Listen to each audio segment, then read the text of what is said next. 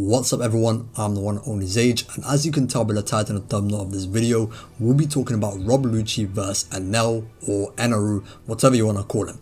These two stood as major antagonists and two of the strongest adversaries that Luffy had to face in the first half of the story, so it feels fitting to compare the two of them.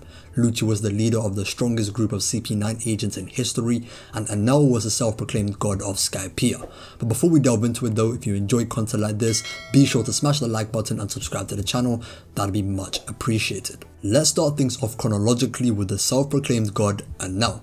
Enel was the user of the Goro Goro no Mi, or the Rumble Fruit, which gives him the ability to create, control and become lightning itself. It is said by Robin that the Goro Goro no Mi is one of the few devil fruits touted as invincible. I've seen some people interpret this to mean that Enel has the strongest devil fruit, or that it's amongst the strongest class of Logia types, but this isn't actually true. These incorrect interpretations seem to have spawned from a mistranslated statement by one of the Shandaean warriors named Raki. In the Viz translation, it says that the Rumble Fruit is the most powerful Logia type devil fruit, when this isn't actually true. What she actually says is that the Rumble Fruit is the most powerful kind of devil fruit, the Logia family. This makes a lot more sense, as the Logia devil fruits are seemingly invincible due to their intangible bodies, which even Rayleigh says to Luffy when explaining armament haki. With that said though, the Logias are still the strongest class of devil fruit in general anyway, meaning that Enel still has one of the strongest fruits there are. Enel also has the ability known in Skypiea as Mantra, but at this point is better known to the readers as Observation Haki. This added to Enel's already invincible stature, as he also has the ability to sense others' auras or hear their voices, to locate people and read the intent of people's actions. In conjunction with his devil fruit, Enel is able to hear conversations that are being had throughout the entire island. Enel also wields a staff that he can change into a trident by smelting it using his lightning, and he can channel his lightning into a staff to make his strikes even stronger. Using his fruits, Enel can even massage his heart with his lightning if he ever gets close to dying like he did against Wiper. It's also stated in the SBS if Enel was on the Blue Sea, his bounty could reach up to 500 million due to how troublesome he is, and for reference, Ace and Don Chinchou have bounties in the 500 millions. Oda also mentions how Luffy was lucky to be rubber, meaning the troublesome factor he's referring to is Enel's Logia intangibility. So you can see how Oda really went out of his way to make Enel genuinely feel as if he was a real god of Skypiea. That's about all there is to Enel's general abilities, so moving on to his overall stats, we'll start with his speed. Since Enel is lightning, it should stand to reason that he travels at least at the speed of lightning. He should have lightning fast reactions as well, since he is lightning, which would extend to his nervous system, and he can use a mantra on top of his natural reactions. In his fight against Luffy, Enel proved that he was too fast to even be touched due to his lightning speed and mantra that can allow him to read all of Luffy's attacks. However, Luffy found a way to counter Enel's mantra by rebounding his punches off a wall, since Enel can't sense the intent or hear the voice of the wall. Due to Enel being winded by Luffy's attack, he wasn't able to dodge the next couple of attacks despite being able to sense them coming. Enel then traps Luffy's arm in the golden ball, which sidelines Luffy for some time. Luffy returns to the fight later on, and after seeing his return, Enel transforms into his Ration state, which makes him a giant figure of pure lightning. Despite being in his ultimate form, Luffy was now able to kick him in the face, and the golden rifle was too fast for Enel to react to. This goes to show that while Luffy wasn't fast enough to hit Enel when they first fought, by the end, Luffy was capable of landing attacks despite Enel's mantra. Now moving on to Enel's raw power, this is probably the most impressive trait that he has, as his lightning attacks were shown to be very deadly throughout the Skypiea arc. A good showcase of this power would be through his signature technique El Thor, that was capable of dealing heavy damage and knocking down Sanji. Enel was also capable of dealing heavy damage and knocking down both Wiper and Zoro, with techniques powered by 30 million volts of lightning. To be fair to Zoro and Wiper, it's not like they were at their top condition, as they just got done fighting Ohm and Nola, and even then, Wiper didn't enter that fight in perfect condition. So even though Enel can still cause heavy damage to them regardless, it stands to reason that they would have endured it better than they did had they been in perfect condition. With that said though, this is still very impressive for Enel, as Wiper is strong enough to fight on par with a serious Luffy who had just surpassed Crocodile in Alabasta, and Zoro was listed to have the same strength value as Luffy in Databook Red, which covers up to volume 21 of the manga. Enel also has more powerful techniques than what he used against Zoro and Wiper, as he can use techniques that are powered by 60 million, 100 million and even 200 million volts, which he used at the end against Luffy. However, in this final fight against Luffy, Enel's lightning proved to be ineffective against rubber as it's the natural counter to it. So in order for Enel to damage Luffy, he channels his lightning into his trident, and since gold is a conductor, it becomes extremely hot. Luffy is also weaker against sharp attacks than against physical attacks, so Enel found the perfect way to combat Luffy, and when the trident did land on Luffy in the final stage of the fight, it proved to be effective. Despite all I've mentioned, it doesn't compare to Enel's most destructive ability when he combines his lightning powers with the Arc Maxim. Using the Arc, Enel creates lightning clouds that he can pump out to cover the entire country of Skypiea. Once covered in these clouds, Enel can control the lightning from these clouds and use it to destroy Skypiea over time. The most destructive ability of the Maxim was no doubt the Kingdom Come, which was so powerful that Enel could wipe out Angel Island in its entirety. Although the Maxim is very destructive, it takes time and preparation to build up this much power. It's also not something Enel has the power to do by himself. Lastly, for his durability and endurance, this is Enel's worst stat by far.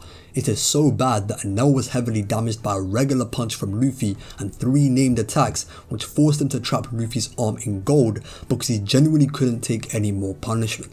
I know some of you may think that Luffy being a natural counter might affect Enel's durability, but that's not true at all. All it does is make Enel tangible, it doesn't make him less tough, and the same goes for armament haki, which is explained by Rayleigh.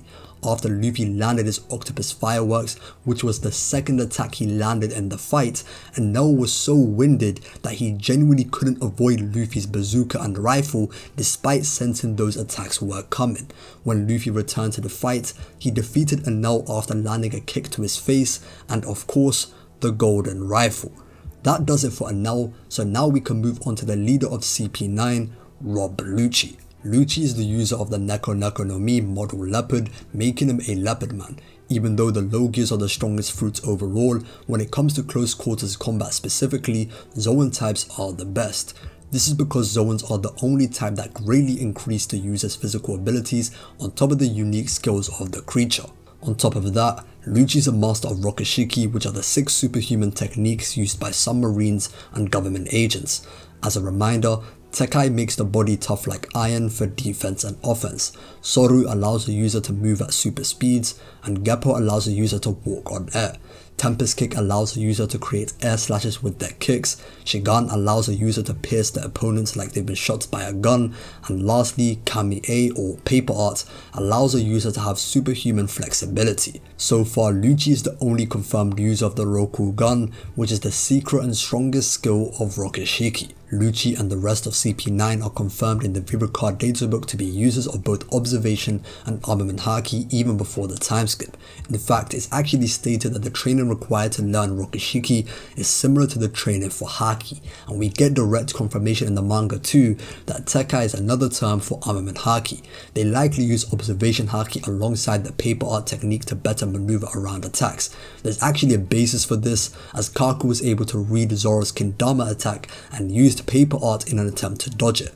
Kaku did get hit partially, but that's just credit to Zoro's speed in this instance and doesn't change the fact that Kaku anticipated the attack. So the 2 main advantages Enel has against most people is his mantra and intangible body, which Lucci can counter both of these abilities. Since we'll be covering Luffy's fight with Lucci, it's important to remember that the Straw Hats grow stronger from island to island. So due to his battles against Enel and even Foxy, Luffy in the Enies Lobby arc is stronger than he was before. Luffy's first major fight in Enies Lobby was against Bruno, and this is where Luffy gets to show how strong he truly is when he's not clouded by doubts due to Robin's alleged betrayal.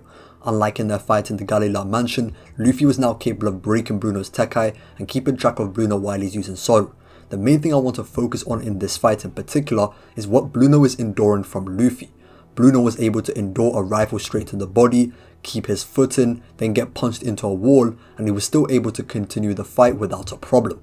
Compare this to Enel, who was stunned so badly only after 2 attacks from a weaker Luffy that he couldn't move away from the incoming attacks that he sensed. Bruno had a recorded Doriki of 820. As a reminder, Doriki is essentially a power level that values one's physical ability without any devil fruit enhancement. Base Lucci had a Doriki of 4000, which is almost 5 times that of Bruno. Frankie had defeated Fukuro, who had a Doriki of 800, but when Frankie faced base Lucci, he couldn't even move Lucci with a strong hammer and was heavily damaged by a single punch. Base Lucci was consistently shown matching and even outdoing base Luffy. Lucci was clashing with Luffy's bazooka that could deal heavy damage to Enel with only a regular kick. Not a Tempest kick, but a regular kick. Since Luffy made no progress trying to get past Lucci, he was forced to use Gear Second in order to get the upper hand, but Lucci responded with his hybrid form. Gear Second Luffy was consistently shown to be stronger and faster than hybrid Lucci. Even when Luffy used Life Return to make his body light for extra speed, he still couldn't keep up with Gear Second. It's not until the final phase of the fight when Luffy was fatigued that Lucci can keep up with his speed. That being said, even a fatigued Gear Second Luffy is still several times stronger and faster than his base, so this is still worth mentioning. Lucci's endurance is put on full display in this fight, as he can endure many Gear Second attacks as well as a Gear Third pistol, which is much stronger than Gear Second, and still continue fighting. Lucci also has a Tekai technique that could be effective against Enel called Itsugi or Empty Tree. This technique counters the enemy's attack and rebounds the impact back at the enemy. This could be very effective against Enel's lightning as into armament haki technique, which would force Enel to try and withstand his own lightning attacks. As for Lucci's strongest technique, the Rokugan, it is a shockwave based attack which bypasses durability and destroys the enemy internally. This technique dealt severe damage to Gear Second Luffy, and he compared it to the impact dials from Skypiea, but says it's even stronger.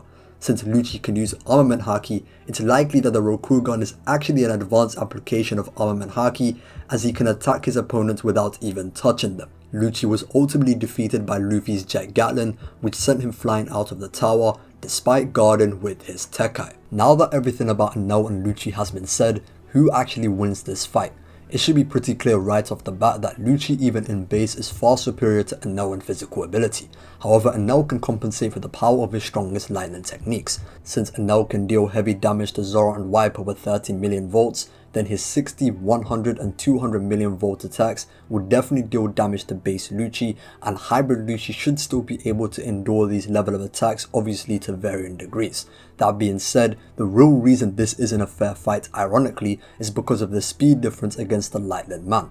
Luffy became fast enough to hit Enel even in his strongest form, and Lucci is many times faster than Skypiea Luffy. Coupled with Lucci's attack power that far exceeds Skypiea Luffy, Enel would simply get blitzed and murdered by a couple of attacks. The only win con I can see for Enel is if he runs away to the Arc Maxim to charge up a Kingdom Come, because if that hits Lucci, then he'd probably just die on the spot. Realistically, this probably wouldn't actually happen in an actual fight, as it would take too long to gather the lightning clouds, and this isn't even a true representation of Enel's individual fighting ability anyway.